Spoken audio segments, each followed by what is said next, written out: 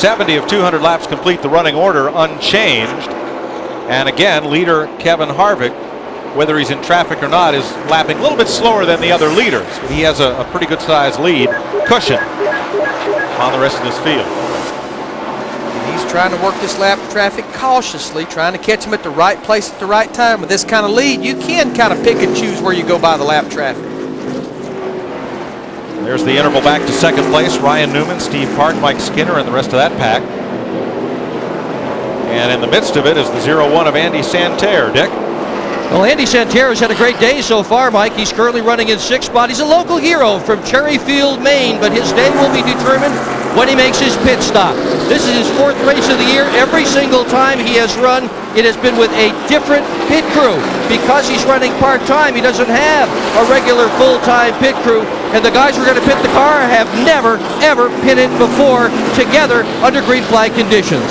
Second, third, fourth place changed hands. Ryan Newman slipped up the racetrack, and it's bye-bye. He gave the bottom of the racetrack up, and I believe he's going to go all the way from second, probably back to about 7th or 8th if he don't get back to the bottom of the racetrack. They're freight training right here. There you see Bobby Hamilton Jr. in the 26 going by him, Greg Biffle going by him, all the way to the back. Jeff Hammond, what's going on with Ryan Newman?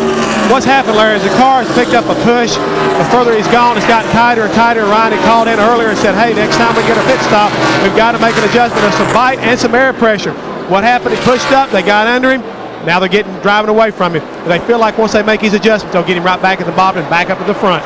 And Mike Skinner, after he made the pass on Newman, slipped up the racetrack, and that allowed Jason Keller to get by. And that's the problem with this racetrack. The more rubber that gets down on it, the hotter it gets. The sun's starting to pop back out just a little bit.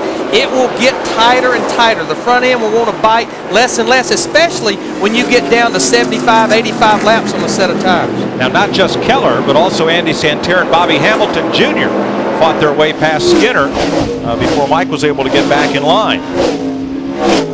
Changes from second on back, and let's set it for you now. About 6 seconds behind Harvick, the leader, are Park, Keller, then the 0-1 of Santerre and the 26 of Hamilton, then Skinner, Newman, and Biffle, who is 8th. Joe Bessie is 9th. Kenny Wallace is 10th. Kevin Harvick has led every one of 75 laps so far, but the contenders are closing in.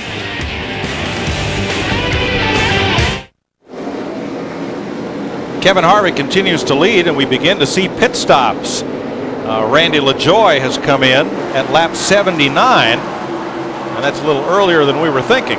There's no question, though, he will have to make another pit stop, and I guess if you're not close, there's no sense in pushing the envelope. He was a top 20 car. Larry Foyt also making an appearance on pit road, and now Tim Sauter coming in for his first stop. Let's look at Sauter.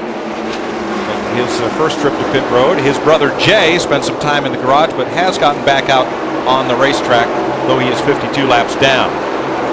7th place race, Greg Biffle trying to work over Ryan Newman.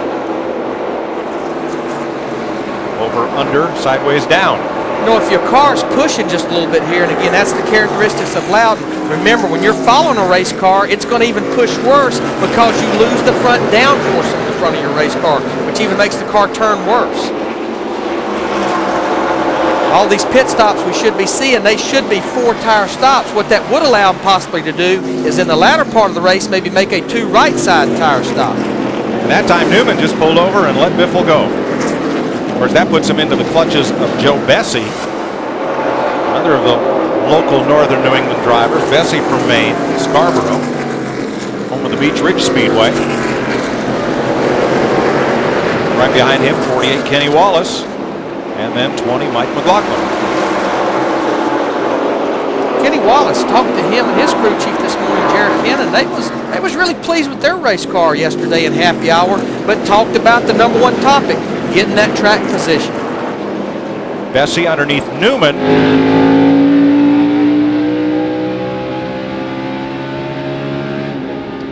Back from Kenny Wallace at Jeff Purvis, right behind that action. 10th and 11th. Yeah, unless Ryan Newman, an 02 car, unless those guys feel like they can go to lap 100 They need to get to pit road here shortly. They need to fix that race car. It's not going to get any better. The push is just only going to get worse. He can't keep the car down on the bottom right here. See Joe Bessie in the 6th. Kenny Wallace, he's going to get under here coming off turn 2. You can turn the wheel, turn the wheel, turn the wheel, but the only thing will help that race car turn is just slowing the exit speed of the car up.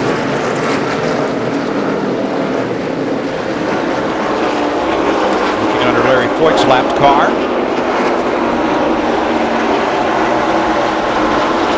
This is 8th place on back, the black car of Bessie in 8th. Tony Raines, the yellow car we talked to at the top of the show, has had a good string of top 10s, but he currently sits 13th. Jimmy Johnson 14th, right behind him in the 92. There he is in that 10 car. He's getting about 1 every 3 or 4 laps. He's up to 15th now. And again, these guys, they were on pit road at lap 16, so I feel like they should be at least able to go to about lap 105, maybe even 110. These guys, they do not want to see a caution flag here. Now Jason Keller has moved past Steve Park. And that's the first spot that Park has given up today in that Ted Marsh Chevrolet. So Keller, who is Jeff Green's teammate but employing a different strategy, is the new 2nd place car.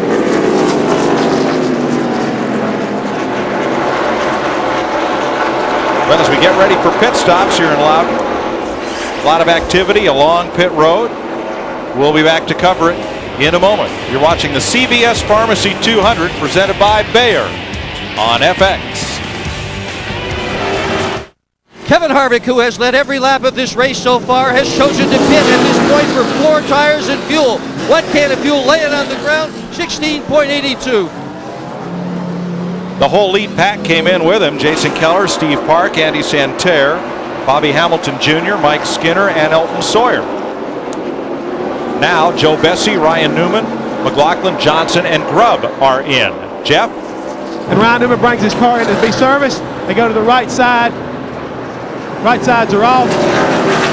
Make an adjustment in the left rear. You can see they're taking bite out of the car. Taking bite out of the car by the gas man right there. The car's been a little bit tight for Ryan all day long, but they felt like if we could get this adjustment, it'd be pretty good. They're down and away. Lap 91, Greg Biffle comes in. Greg had inherited the lead, so he gets his 5 points for leading the race. As we cycle through green flag pit stops, there's the Randy Goss-led crew at work. Now they're allowed 2 sets of tires under caution for the entire race, so they'll put 4 on here. Yeah, because again, these will not count against their allotment because it's under green, so they still have 2 sets of tires. No way they'd ever use those tires. Dick Berggren, how about Greg Biffle? Oh, he's having a painfully slow pit stop right now, Larry Mack.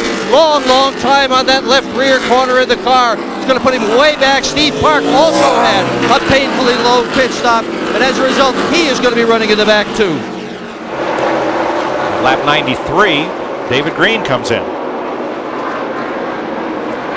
Kenny Wallace, who inherited lead, he's on pit road in the 48 car.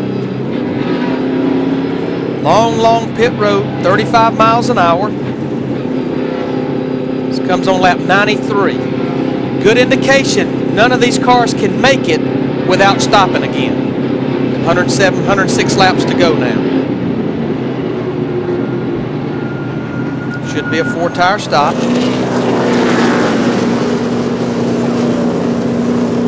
It'll be interesting to see as we close in on the lap 100 mark who has not been on pit road, because a couple of crew chiefs indicated, as Jeff pointed out, they might try and stretch it. But we've had very few caution laps, only 2 cautions thus far. But guess who's leading this race now at lap 94? Oh, number 10, Jeff Green. And we know by virtue of him being on pit road on lap 16, if he can go to about lap 110, he could do this race on 1 more stop. He needs this thing to go at least that far without a caution.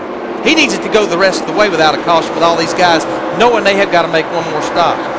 And now they're all on fresh tires. And Green's tires now have 80 laps on them. They've got the entire race, because when he stopped on lap 16, all he did was get a little splash of fuel. You're right, it was just gas, so they have 96 laps on them. Tony Raines and Joe Bessie battling past Kevin Grubb there. Jeff Green is the leader. Tim Fedowa is second. Jeff Purvis third. Scott Wimmer fourth. Shane Hall now fifth. Chad Little is up there, along with Hank Parker Jr., the California winner. Now those 7 cars have not pitted. Newman and McLaughlin. This would be 17th. Hank Parker Jr. seems like to me the California winner. That was on a fuel mileage. Turn 2, 66 may be out of gas. Now Fedowa has not stopped, and he's slow down the back straightaway, shaking it back and forth. He is out of gas. We are being towed. Remember, this is Hank Parker Jr.'s teammate. See him slinging it back and forth. The fuel pickup that picks the fuel up in the fuel cell in that right rear corner. He's trying to get fuel back to it. He's going to make it to pit road, but a lot of time is going to be lost.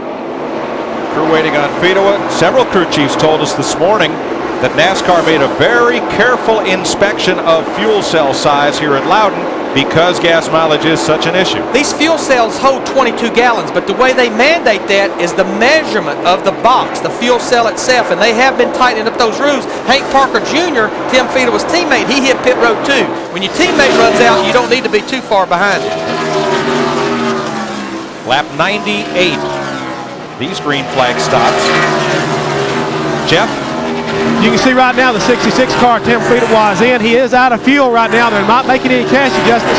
They just sprayed some ether in the car. The car is fired and stalled again. Now they're going to try to push him off. Now that leaves Chad Little on the racetrack. That's another Bill Bumgarner car. And the 2 Bill Davis cars. Or rather, Scott Wimmer is out there along with Jeff Purvis. Wimmer's a Davis car. Jeff Purvis is a Gibbs car. Excuse me. Shane Hall comes in now at lap 99. First time on pit road for Hall today. Even though these guys may be running to the lap 100 mark, remember in that first 100 laps, we had 11 caution laps, and that can make a difference in your fuel mileage. You can't say now I can run the other 100 laps because that will be all green laps should we not have a caution. So the cars that have not pitted are this one, Purvis, coming in now, and Scott Wimmer and Chad Little. Jeff? 4,200 RPM is what they're calling to him to bring it down pit road at 45 miles an hour. The crew goes to work on the right side. Don't see any chassis adjustments at this moment. Got a pretty good stop going here. Left side goes up. He was one of the last cars to come in here. He's on lap 101. They're down and away. Really good stop for the NBS Pontiac. Now, Mike, he ran the furthest of anyone that didn't top off earlier in the race. We knew Jeff Green, he topped off on lap 16, but now we're being told that Scott Wimmer and Chad Little topped off on lap 8. So Jeff Purvis, he's the fuel mileage king right now. The question would be, can he run 99 laps of green flag racing? Well, we may see if we stay green. So Jeff Green, Greg Biffle, and Kenny Wallace each led a lap as we cycled through green flag pit stops. Green is the current leader. 102 laps complete.